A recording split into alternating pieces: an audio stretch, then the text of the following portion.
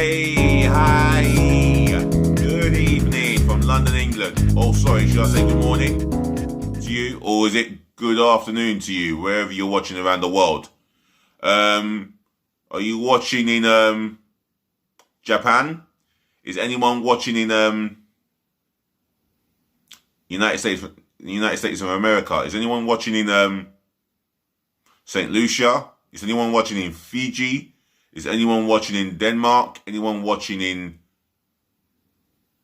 Western Samoa? Is anyone watching in Togo? Is anyone watching in Tunisia? Is anyone watching in Somalia? Is anyone watching in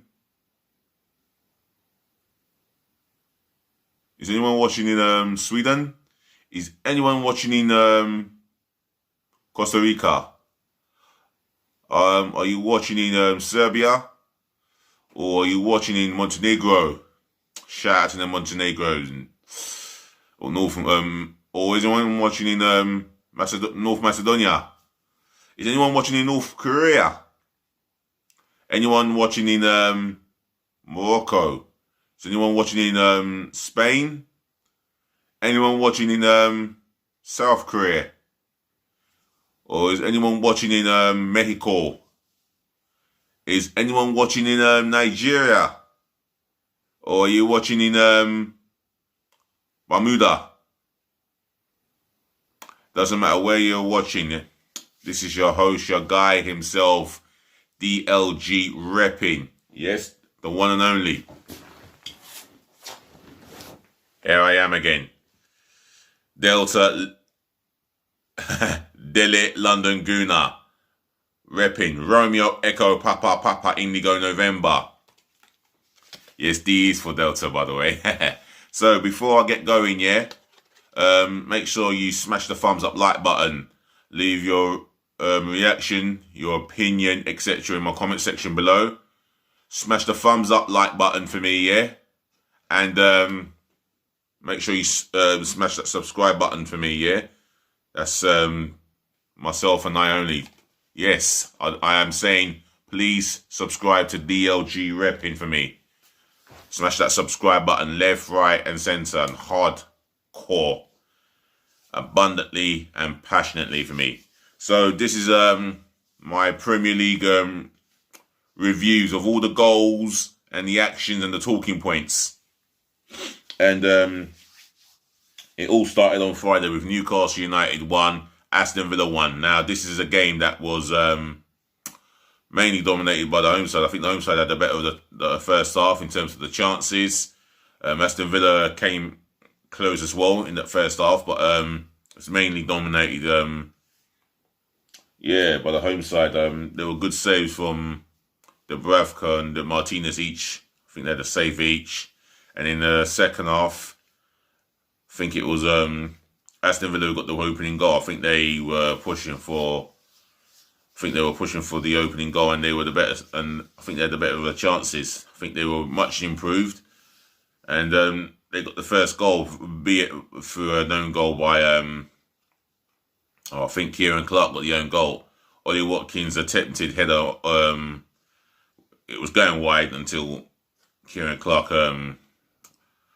got to it, but it was just a tad too late, and he ended up headed it into his own net. But nevertheless, his fellow centre half and colleague got him out of jail and Newcastle out of jail, and it was Lascelles with the stoppage time equaliser. It was a late one, but for me, the job was done.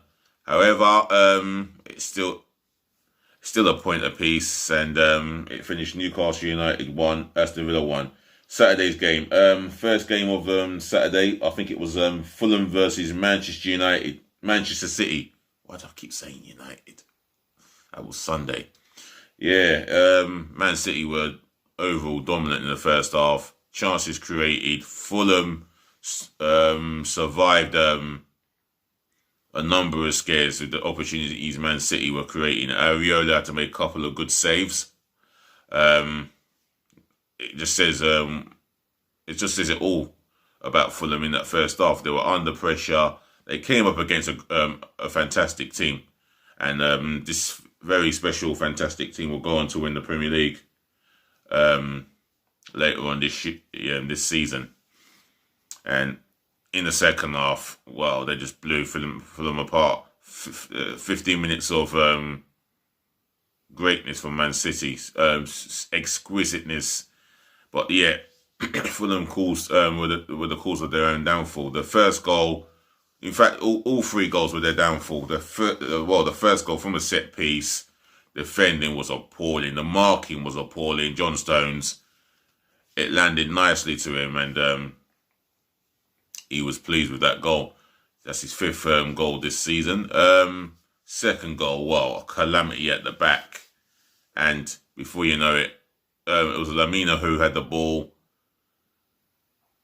He overplayed, stretched with the slide, hit his own colleague, and it landed perfectly for Jesus to go around the goalkeeper and make sure that he slotted in the second. And then the third goal for me.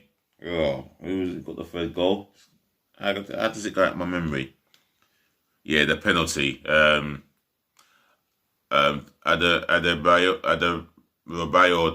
Tosin, who was diddling and dallying with the ball, got intercepted, ended up fouling Ferran Torres, and Aguero popped up from 12 yards, and that's what he's been doing all his career, really, and that's scoring goals. And the penalty would have done him the world of good because he's not played much. He's not had much game time. And I'll tell you what, him scoring that goal, well, he'll be knocking on Pep Guardiola's office door and asking and demanding for game time and more starts, because he can make a hell of a difference. So it finished Fulham 0, Manchester City 3. Manchester City fans, I do apologise for calling you Man U without saying that name beginning with U. Yes, I can understand fully. So Everton v Burnley. Well, Everton being favourites, but it wasn't going to work out that way. And Burnley thought they were magnificent. Tenacious. You know, when you talk about Burnley being strong defensively and organised and very disciplined, and in the first half they deserved their half-time lead, and Chris Woods took his goal well, and then they grew on that. Everton didn't create much in that first half, and I didn't think they did enough. And then the next goal, Dwight McNeil, good little team build-up, and what a moment of brilliance. Going inside, skipping past Alan, shifting it to his left hand. Oh, what a curler from 20 yards out. That is a magnificent goal. He was right to be delighted and excited about the goal he scored, and his teammates were happy for him. Excuse me. Other than that, I think Everton kicked into place, and they got a goal before half-time, a cross from the right, and Dominic Calvert-Lewin doing what he's doing best, scoring headed goals, and that was another headed goal to his collections of Premier League headed goals. That is, I think that was, above his 10th Premier League goal of the season. And in the second half, Burnley had a number of opportunities to increase their 2-goal deficit, and Everton were coming at them, putting them under pressure. I think the defence held well, especially Ben Meat and James Tarkowski. What a solid pairing they are. And I think Burnley did more than enough to win the game. So it finished Everton 1, Burnley 2. The next game, Crystal Palace v West Bromwich Albion. Now this fixture will be talked about, and I think it will be talked about for Wilfred Zaha's moment where he stood up during the kneel down for BLM. But for me, he's within his rights to do what he needs, because he said it himself that there was, he's basically saying that the protest with the knee down is not getting heard, and he decided to stand up. just before kickoff. And West Brom started off brightly in that first half. I think they started off brightly. I think they dominated the opportunities. And on another day, they may have taken them. They may have taken them to their advantage, but it wasn't to be. In the first half, well, you can clearly see it was a penalty. A cross comes in from the left, in swinging by the Wilfred Zaha, and Furlong, his arms sticking out, and the referee had no other alternative but to award a penalty. And Milojevic, he hardly misses them from 12 yards. I think he's only missed once since he became a Palace player. And I think the one that I see him miss was at home to Man City. Yeah, I remember seeing it for myself in front of a full house. Now, other than that, I think West Brom had a number of opportunities to get a goal on and get the equaliser, but it wasn't to be, and they fell short in the end. And for me, I think them and Sheffield United will be heading back into their championship with the greatest respect. So it finished Crystal Palace 1, West Bromwich Albion 0. Leeds United v Chelsea. It was a game of end to end. Chelsea were on the front foot in that first half, as I remember. They showed the chances that they created it, but they never had a number 9. And it was highlighted that Havertz needed to cut in. Well, he needed to make a move to the back, to the front post, and gamble there instead of depending on the ball going at the back stick. And if he gambled at the front post, he would have scored. Mason Mount had the opportunity to make a run, but he was statuesque, more or less, or static. Leeds United had their opportunities, and they hit the bar, but for a fine save by Edouard Mendy. And they kept coming again, and Brentford received an injury, which is a big blow. God knows how long he'll be out for, but he could be sidelined for a little while. Let's just hope he's out for a short while than a long while. With an injury that he picked up, I think it was his left leg or left knee. We wish him a speedy recovery soon. As a football fan, and I think the Premier League wishes him a speedy recovery. Second half, there were many chances, but I think Muslier had saves to make, and I forgot to talk about the save that he made in the first half as well, and he was kept busy again. I think the situation with Leeds is clear to see that they were participating competitive, and there was no breakthrough. So it finished Leeds United 0, Chelsea 0. Sunday's game. Let's start off with the first game of the day. Brighton Hove Albion. Southampton v Brighton Hove Albion. A good game to watch from a neutral point of view, and Brighton, I think they were worthy of their win. I mean, Southampton were favourites. Brighton got off to a flying start with a header from Lewis Dunk, solid header and a complete. That's what I would call a defender's header. Corner comes in, I think, from Trossard, and well whipped. Delivery was well placed on. Lewis Dunk got ahead of his man, and he got the header in. Excuse me. Southampton got the equaliser. A bit of poor defending by Brighton from their part. Lewis Dunk could only get so much on the header, and it fell nicely for Che Adams. He took his time and he hit it on the volley, 1-1. I think Southampton were the better team in that first half, if the truth be told. Although Brighton did have their opportunities in the counter-attack. Christian Gross slipping at the important moment where he all he has to do is, if he can stay on his feet and get the right contact, I think he scores. But it went into the interval. The first half was poised at 1-1 at the interval, and then in the second half, I think Brighton got them on a counter-attack. After Southampton created a number of opportunities, Brighton got them on a counter-attack. Leon Trossard in the middle, as from the formation changing to a 3 at the back, 5 in midfield and 2 up front. You can see Brighton they approached Southampton differently in that from changing it from a 4-2-2 and 4-4-2. Sorry, don't know what I'm saying there, but Trossard got the winning goal, which proved to be the winning goal. Well, should I say? Yeah, he got the winning goal. Good movement. Danny Welbeck's assist, nice touch, and Trossard took it in his stride. One touch, and the next touch was in the back of the net, bulging. Southampton had the opportunities to equalise, but they just couldn't find the back of the net after. And I think Brighton did enough to get the win, and they were worthy winners.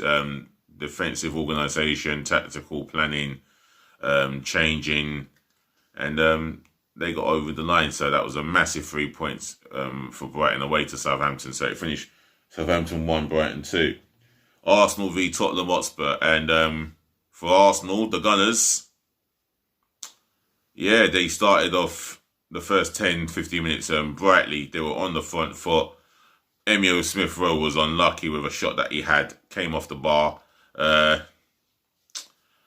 After that 20-odd minutes, Tottenham got some control in the game, and well, I have to say, it makes me sick to talk about it, but that Rabona, what a moment of magic from Eric Lamela.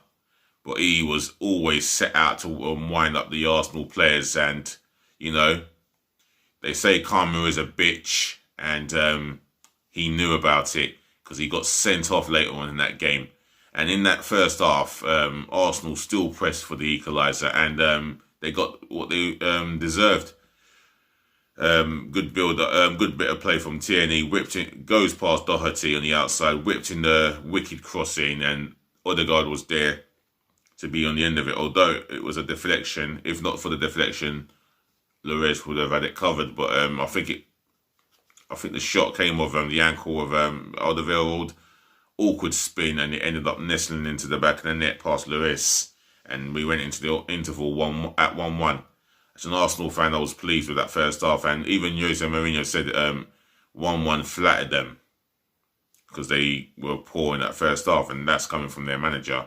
Not to say I'm bragging about it as an Arsenal fan, I'm just talking about what Mourinho said. The second half, yeah, I mean, the talking point of that second half, let's get to it, the penalty. That was never ever a penalty, and I'll tell you something, yeah, I'm saying that as an Arsenal fan, that was never a penalty. Never in a million years that was a penalty. No chance in hell. I'm telling you now, if I'm seeing my defender, my centre half, making that sort of challenge, and that was given against us, I would be upset because that was not a penalty. I'll tell you what, any Arsenal fan who's honest with themselves, he or she, watch it back again and you will see Lacazette's missed the ball. Watch Match of the Day 2 and you'll see that game and you'll see Lacazette's missed his shot. It was an air shot. Davinson Sanchez has gone in to do his job, and for that to be given against him, and the referee didn't even go to VAR, I heard. I don't think he went to VAR at the moment, and Arsenal had the penalty. Well taken by Lacazette, but for me, never ever a penalty in any month of Sunday. But it is what it is. It was 2-1 Arsenal, and the fact that it was 2-1 to us, I was delighted to actually get one over Tottenham. But it wasn't until the last 10 minutes that Tottenham came out. I was Harry Kane. Thought he scored, but he was offside. And then the free kick he had, so unlucky, he hit the post. But what followed up was Davinson Sanchez hitting the rebound. But Gabriel Magalhaes at the right place at the right time to head it off the line and save us 2 points, because we are 3 points happier. And as the final whistle went, you can see the delight in it on Mikel Arteta's face.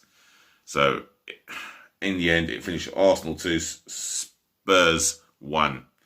Next game, Leicester City v Sheffield United, and this was just so one-sided. You could see it. Kelechi Iheanacho opening the scoring, and then he gets his then Jose Perez helps himself to his first, Leicester second. It was an onslaught, and you know, Jamie Vardy having a number of opportunities. He could have had a hat trick of the opportunities he had, but give credit to Sheffield United's goalkeeper. Made a fine save earlier on from Jose Perez's header, or was it a shot? Made a fine save, but Kelechi Iheanacho was on form. He got his hat trick yesterday, and I was delighted for him. Oh, not yesterday, on Sunday. Sorry, I was delighted for him, being a Nigerian origin. His first Premier League hat trick. You can see after he got his hat trick, he was quite emotional, and that's fully understandable. He works well with the team. He's starting to play more with his teammates and be a link-up player as well as a goal scorer. And he nearly teed up Vardy for a goal of his own, but great header, great defensive header from the Sheffield United defender. The third goal, well, for me it was it's just too easy for Kelechi Iheanacho, and then the hat trick he got as well. Sheffield United were just atrocious performance, and what didn't help them was their manager leaving on mutual consent. You know, that was not helping. You could see the dressing room was emotional. You can only imagine how emotional the dressing room was, how silent it was, and how very disappointed they was. And Paul Heckingbottom taking over on a temporary basis. I mean, that performance from Sheffield United, well, just not good enough. And the fifth goal, there was a third goal scorer. I don't know who it was. It wasn't Tillemans or Ndidi. I know Jose Perez got one and someone else got one. And it just piled on the misery for me. It just wasn't good enough. It'll come to me in a moment. It might do. Just bear with me. But for me, Sheffield United were lethargic. Their performances to an extent was unprofessional, poor, and they got what's given to them. So it finished Leicester City 5, Sheffield United 0. Manchester United v West Ham. When I saw the highlights, it just looked like West Ham were over-dominated, outplayed and outclassed, and Man United could have had a couple of goals. Fabianski had to pull off a good save from Mason Greenwood and some other opportunities, and if not for Fabianski, it might have been a little bit embarrassing for West Ham. Although in the business end of that game, well, West Ham got into it more, but in the second half, a in-swinger corner by Fernandes, and he thought he had another assist, but he ended up assisting the West Ham defender who puts it into his own net, and that West Ham defender's name was Craig Dawson. Came off the wrong, he just got the header wrong. I think his body, was playing with his mind, and you could see when he got the own goal. So it was the only goal of the game. Although West Ham pushed for the equaliser, but they never had an effort on target. And Manchester United held on to that 1-0 win to remain back in second place, which they're fighting for with Leicester City. So it finished Manchester United 1, West Ham 0. And the game on Monday, Wolverhampton Wanderers v Liverpool, the champions. Well, I'll tell you, Adama Traore got the outside of Robertson, I think only once in that game, but I never got to see the full game. But for me, he gets a cross in, and I think the header was by Willian, or there was an appeal with an handball or some sort, but it never came off nothing. Wolves did take the game to Liverpool. They created a couple of decent chances. Unfortunately, Rui Patricio got injured to the point where he's concussed. He was knocked out, but he's still conscious, as it was said by the manager.